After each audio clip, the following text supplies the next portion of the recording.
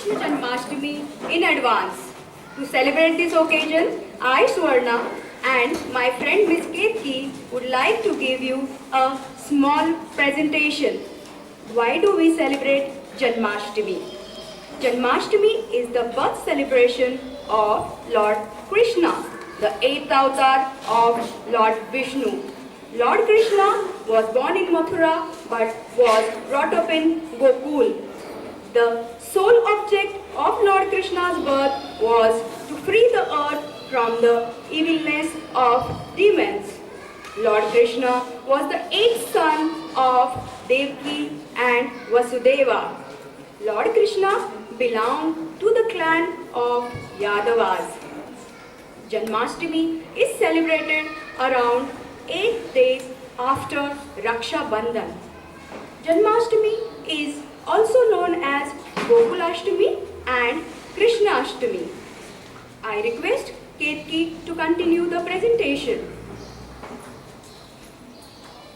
Lord Krishna with Radha is worshipped on this day. Besides, some people also worship Shri Krishna's brother Balram as well as sister Subhadra on the day of Janmashtami. South India celebrates Gokulashtami with fruits, prasadam and devotional songs. Maharashtra celebrates festival by baking of Dahi Handi. Krishna Ras Leela is the most famous dance performance of Lord Krishna, and that is still observed in India. Krishna's teaching are world famous and can be found in the book called Bhagavad Gita. Lord Krishna assisted Arjuna, one of the Pandavas, for the battle of Kurukshetra. Since 1966, the devotion of Lord Krishna spread to other countries like America, Europe, Africa, Russia and South America. The International Society for Krishna Consciousness was instrumental in creating awareness among the people. Swami Prabhupada was the founder of ISKCON movement. Now let us have a small video based on Krishna Janmashtami.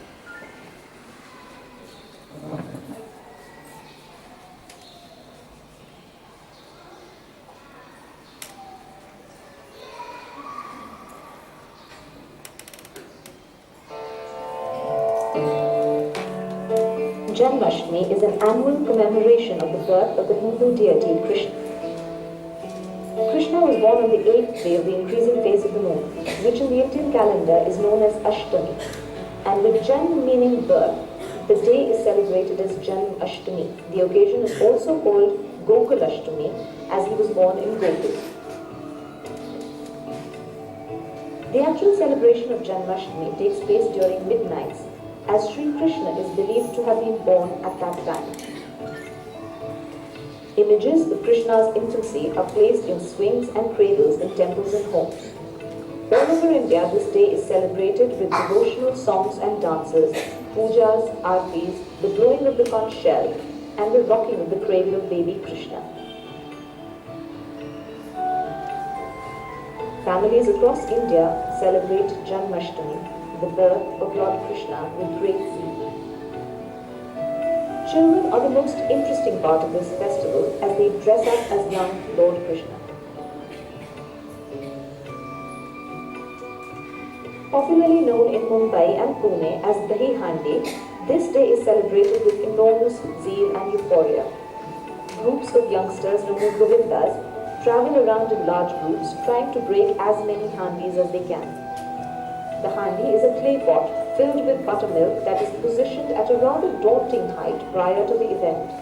The highest person on the human pyramid tries to break the handi by hitting it.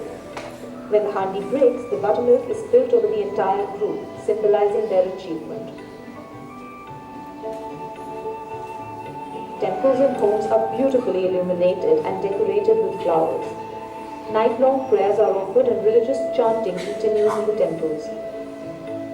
The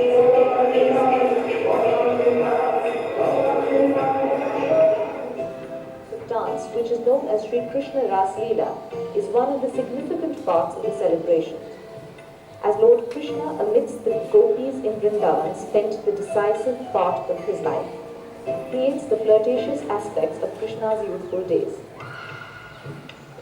Though Lord Krishna is worshipped and loved in many forms throughout the country since ancient times, his teachings still inspire people to follow the path of virtue and righteousness in thought, word and deed. Every year, Janmashtami is celebrated with great zeal and enthusiasm and shall continue to be celebrated the same way for years to come due to the great faith people have in their deity.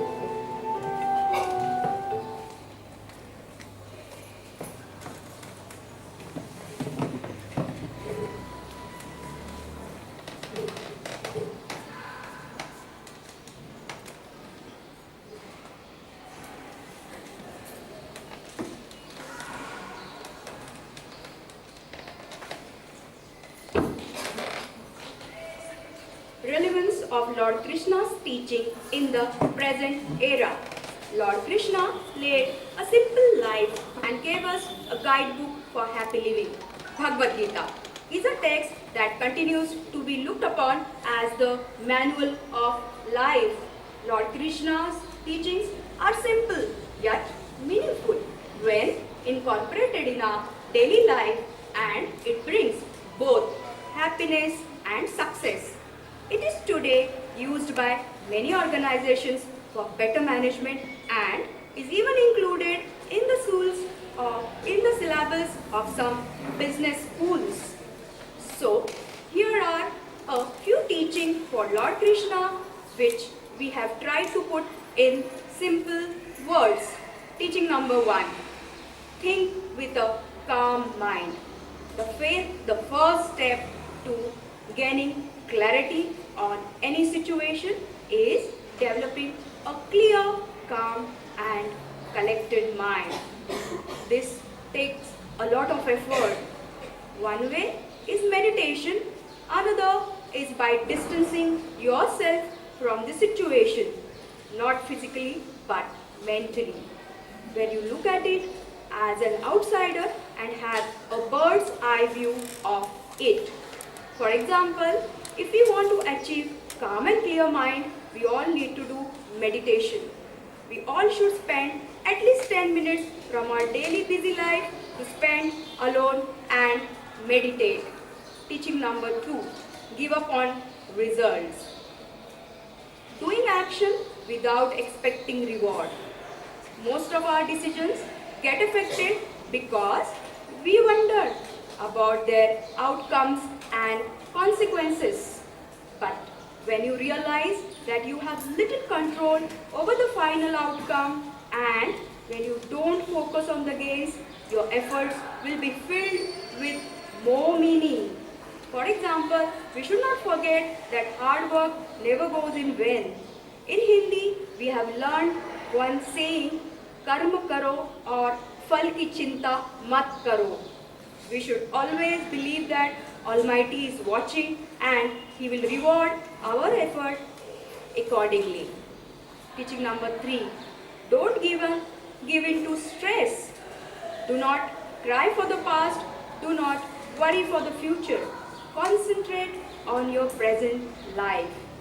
Lord Krishna asked us to move with time and live in the present and act accordingly. There is no point crying over the past and being hopeful for the future, as in both the cases we would lose our focus from present. For example, don't be sad because the bird did not eat the crumbs yesterday. Neither be hopeful that they will come tomorrow. Just put the bread in the place today and do your bit of work. Teaching number 4. Treat everyone equally. Treat everyone with the same lens of impartiality. The friendship of Lord Krishna and Sudama is an example given to us since we were children. Their friendship taught us to value our relationships and to have a selfless love for our friends. It teaches us to love our friends irrespective of their status, caste and creed. Teaching number 5. Be ready for change. Adding change and excitement to your activities helps give them a boost. Everyone in a while, when you feel yourself getting into lethargy or state of inertia, stir yourself up, change direction, give yourself a new challenge. For example, as teachers in school, we would often rearrange the way children sit in class. We would make them get up, move the tables around, and make them sit in a new place. This keeps them alert and also helps them make more friends. Similarly, if we get stuck in one way of thinking, we would unlikely come up with good solutions. We should always be open to new views of learning and doing things.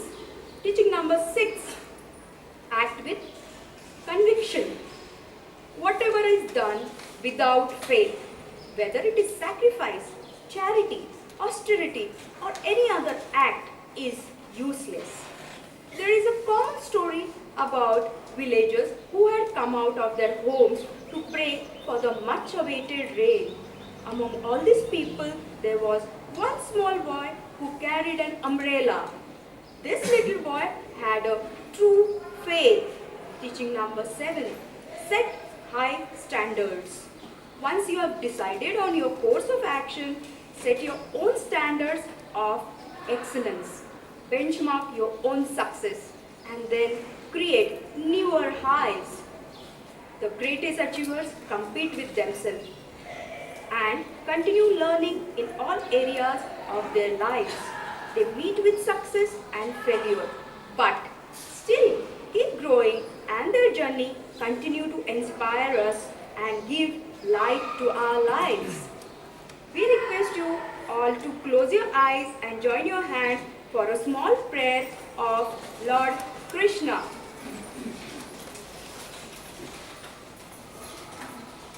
Namo Bhagavate Vasudevaya.